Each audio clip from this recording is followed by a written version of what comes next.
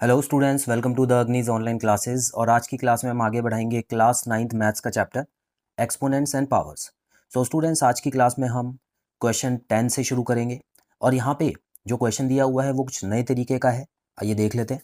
Question में लिखा है if a is equal to 2 and b is equal to 3 then find the values of.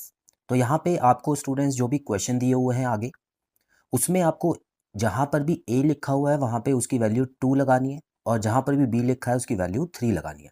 और उसके बाद आपको क्वेश्चन को सॉल्व करना है। अब उसके बाद कोई फार्मूला लगेगा तो वो फार्मूला भी आपको लगाना है। क्लियर है स्टूडेंट्स? आइए शुरू करते हैं। तो क्वेश्चन 10 में आप देख सकते हैं a की पावर a है और बीच में प्लस का निशान है स्टूडेंट्स, और यहाँ पे b की पावर b है। तो जब हम पुट करेंगे स्टूडेंट्स, तो यहाँ पर जो वैल्यूज़ आएंगी मैं लिख देता हूँ, जो कि यहाँ पे 2 आएगा। देखिए, जब भी वैल्यू आप पुट करें किसी में तो ज़रूर ब्रैकेट लगाएं। ठीक है, ब्रैकेट लगाने से क्या होता है स्टूडेंट्स कि अगर कोई माइनस का साइन होता है तो उसमें वो साइन चेंज होगा या नहीं होगा, तो उसके हिसाब से हम सोच सकते हैं।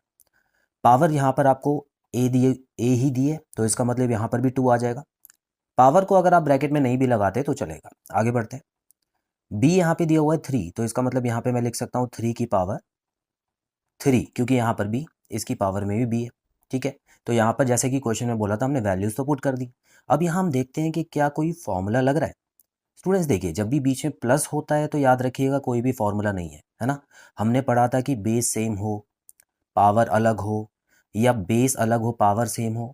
तो ऐसे दोनों ही क्वेश्चन में हमने ये देखा था कि मल्टीप्लाई और डिवाइड बीच में लगा होता है, ना कि प्लस या माइनस। तो ऐसे में कोई फॉर्मूला नहीं लग रहा है, तो अब आपको इसको सिंपल ब्रैकेट खोल के ऐड कर लेना है।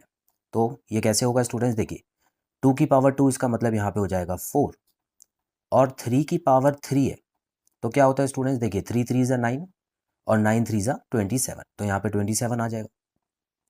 सो आपका यहाँ पर जो आंसर आ चुका है वो 31 आ चुका है स्टूडेंट्स। यही आपका आंसर है।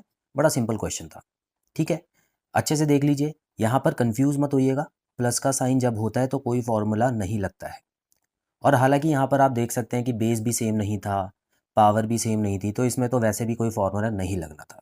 ठीक है, चलिए अब आगे बढ़ते हैं अगले क्वेश्चन की तरफ स्टूडेंट्स। क्वेश्चन नंबर 11 आप देख सकते हैं।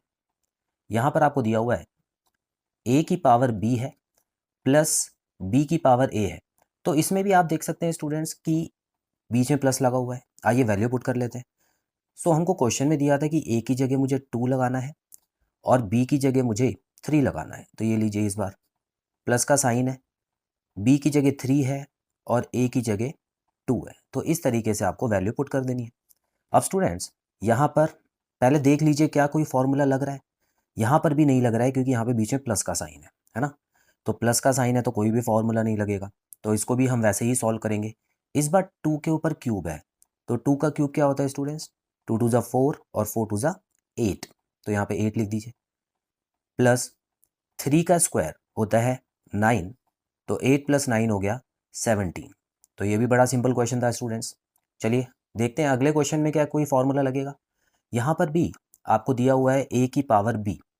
ये लीजिए, इसमें तो कोई फॉर्मूला लगना ही नहीं है, तो और भी आसान क्वेश्चन हो गया आपके लिए।